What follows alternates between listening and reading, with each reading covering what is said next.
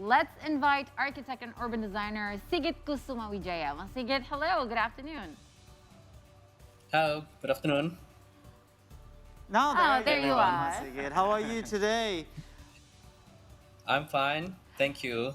So when we talk about development of Indonesian architecture, we've seen in the previous video that there is quite the journey.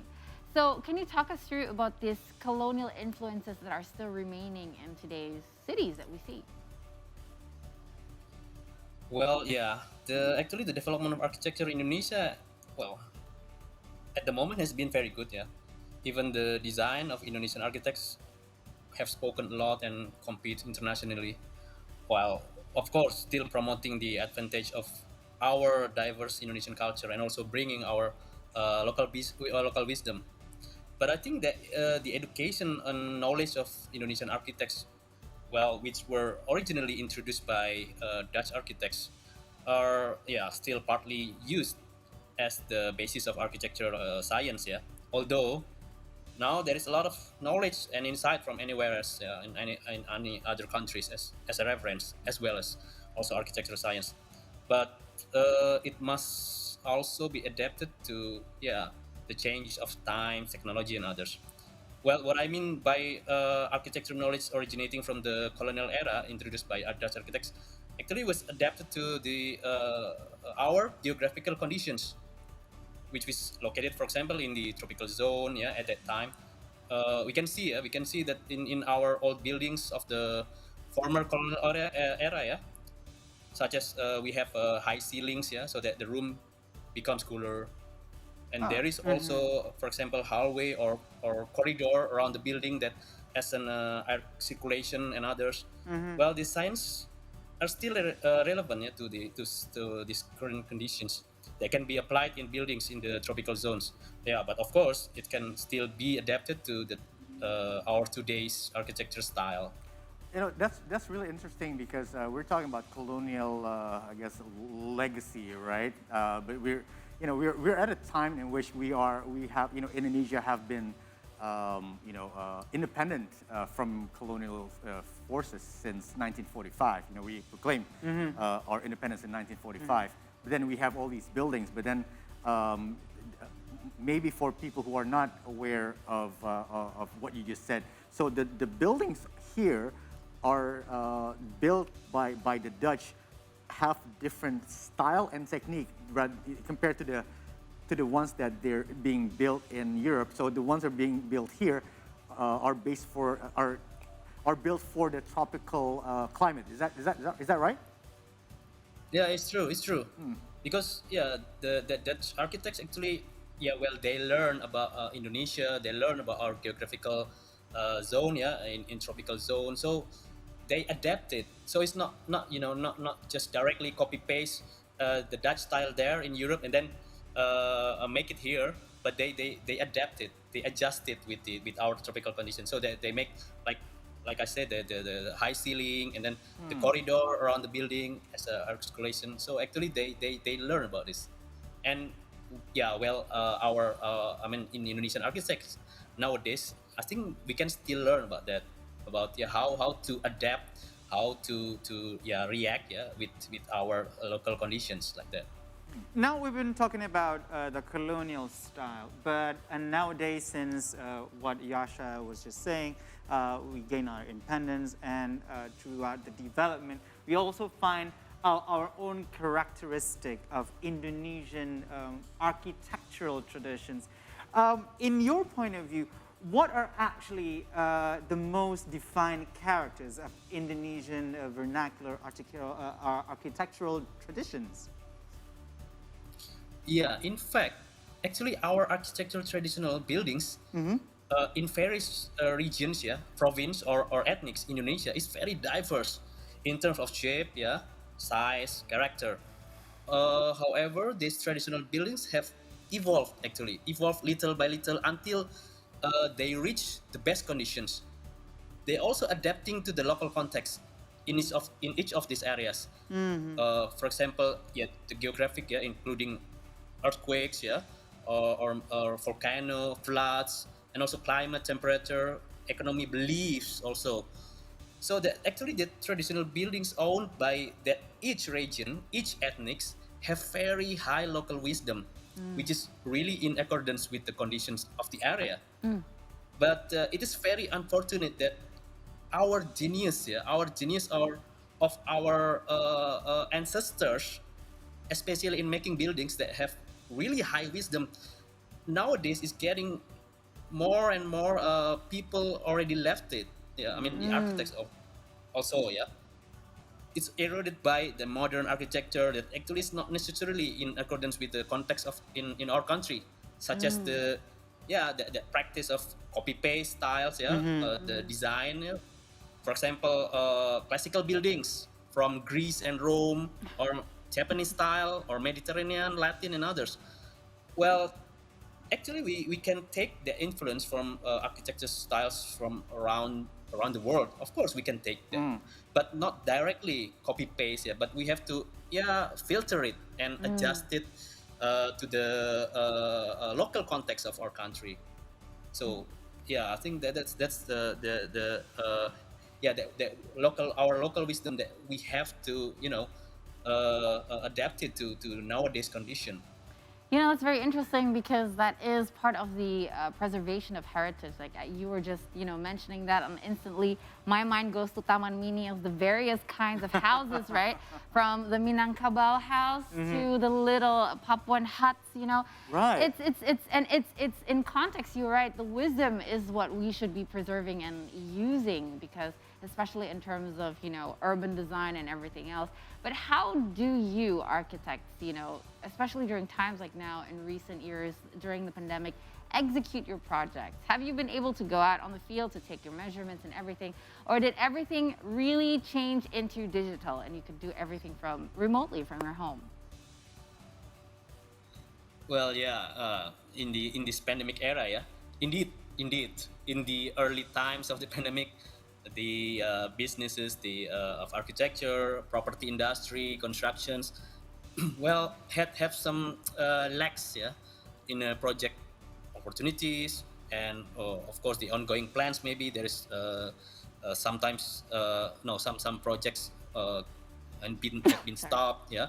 But then in line with the our adaptability, yeah, of the this world architecture or property to face this pandemic, and then little by little this opportunity is getting better, and even now, yeah, architectural design have been able to adapt to these conditions of a pandemic, or maybe also we think about the post-pandemic era later, yeah. For example, we already like taking into account the existence, for example, of health protocols, yeah, or applying the principles of the design or architecture of green and healthy and eco-friendly, yeah, eco-friendly building like that.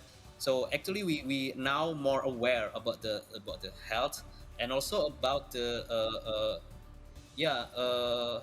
how we also try to respect more to the nature, yeah, also to our bodies. So yeah, I mean, the design itself is also changed. For example, the layout of the plan, yeah, the layout of the house, and then also that the client already concerned also. For example, yeah, I mean, like for example, I want my house to be more healthy. So about the air circulation, cross ventilation, like that. So I think it's getting better. Yeah, it's getting better right now. Sigit, let's talk a little bit about Nusantara City, right? The new Oh, yeah. capital, because Kai was just there. I mean, it's still a very open land, right? And you also spoke Yeah. about the building constructions and houses and homes and other facilities using, I guess, Indonesian traditional building things based on Indonesia's climate, Indonesia's heritage. You see that there's an opportunity to showcase more of a new design that is, I guess, more Indonesian but more green in Nusantara rather than other places. Because sometimes when we're talking about property, we're talking about value, right? That's why you go to Tangerang Selatan, True. you go to North Jakarta, and you think like you're in Rome or something, right? You see all these huge pillars. Like, what is this? Is this Yeah. Is this earthquake Greece? friendly? That's the first thing on my mind. Right. Am I in Greece or where am I? There's so many pillars, there's so many big statues. So is there this opportunity? Are Indonesian architects see Nusantara City as a place where they can showcase new design that is greener, something for the future? Yeah, I think that's actually is quite. This is the best opportunity, the best era, because for architects, yeah, also for urban designer, for also the landscape architects, yeah, because uh, you know, I mean, almost of our cities, as most, I mean, not almost, but most of our cities, we grow up from the cities that are already been built, yeah. Yes. Most of it is built by or designed by the Dutch, or maybe The yeah, base. maybe there is some kingdom there or Yeah. sultanate, yeah, but Or- but and or- then or Dutch built came by and then Tipu they Terawan. change it. Yeah, yeah, yeah. But this one, the Nusantara or yeah, our future capital city later in Kalimantan. Actually, this is the best opportunity because we try for urban designer or also urban planner.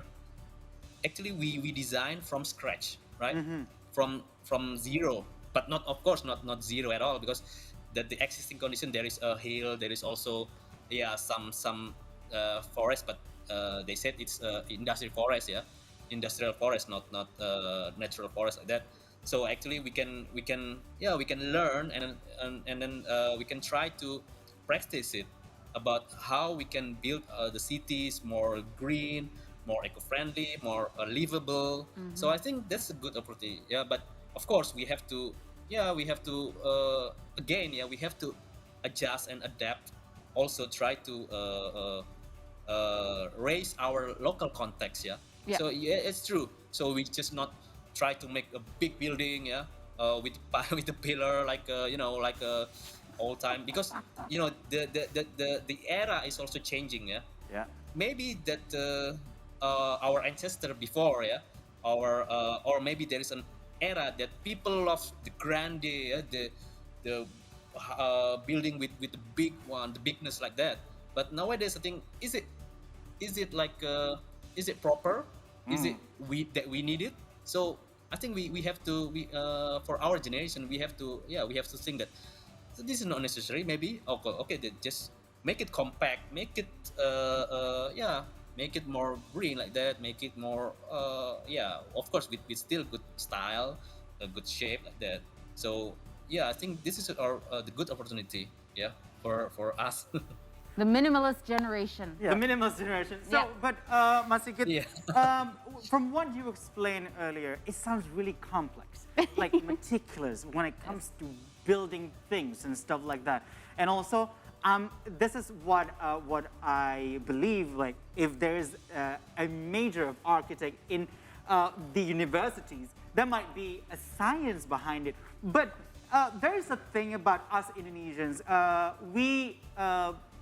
We are so reluctant to consult to the architect when it comes to building things. Instead, we come to the local builders whose experiences are from learning Yeah. by doing. Like, in local terms, we call it mas-mas dari Jawa, something like that. And without Yeah. all the knowledge of building things. In your perspective, in your point of view as an architect, why is that so? Why people are tend to going towards that direction? Going around an architect. Yes, going around the architect. Yeah. Well, if we say cheap or expensive, actually it's relative, yeah. But however, yeah, the architects should also be able, yeah, to adjust to the client's financial condition. Yeah. So and it is better for the client in front, yeah, or the beginning, to be transparent with his or her financial condition to the architects, so that the architects can adjust their wishes or their requests, yeah, and needs of the client according to the financial condition, yeah. So using the services of an architect is indeed very crucial, because buildings such as, of course, for example, such a house, yeah, house is a long-term investment for the family, for himself, for the client. So I think it's better to use services from the architects that, yeah, I think you're right, who is experienced and the at the moment this is very important, has certification and license. Because like I think a year ago that we already have the regulation of architects, Undang-Undang Arsitek, yeah, in from 2017.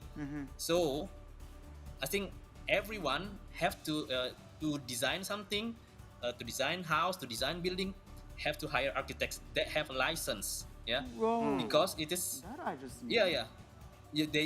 There's a regulation, so yeah, you can be fined or maybe yeah, because already have undang-undang, yeah. So architects already can plan and also calculate it from the start, yeah, and because we also have like a education background, also not only the technical but also the art, yeah, because in terms of, for example, aesthetic value. So it's not like okay, I just want to build my house with the contractor or tukang-tukang, yeah, or yeah, like that. But yeah, I mean, there also a license, yeah, that because you know to build something, then you have to get a permission, yeah, permit, yeah, izin, IMB. So that permission have to be signed by the architects that have a license. All right. So hey, you know, So that's actually important. there's in terms of architect, it seems like there's going to be more opportunities for architects to get some work done. Yeah. And create great, you know, beautiful and sustainable work that is, I know, suitable for the. I agree. Suitable and also embraces Indonesian, you know, style and uniqueness and also strength in architecture. Thank you, Sigit Kusumawijaya. Also that have to be responsible, yeah, because if there is some problem, Oh yeah. Right. That's So, also important. yeah, Yes, they Have have to be accountable, responsible. Yeah. Somebody must be taken account for. Yes. All right. Hey, thanks so Yeah. much. You know, we can talk so much more about this, and we also would like to hear more about, you know, the plans for Indonesian architects in the new capital. As again, Kai just visited, you know, in. Oh, it's so several days ago. important. I hope all of It's you very get to important. visit, you know, the future capital at some point. Yeah, and that Indonesian architects can, you know, show off their work and, you know, That's do a lot of most work important. in the new capital. So thank you, Right. Sigit Kusumawijaya. We'll talk to you again very, very soon.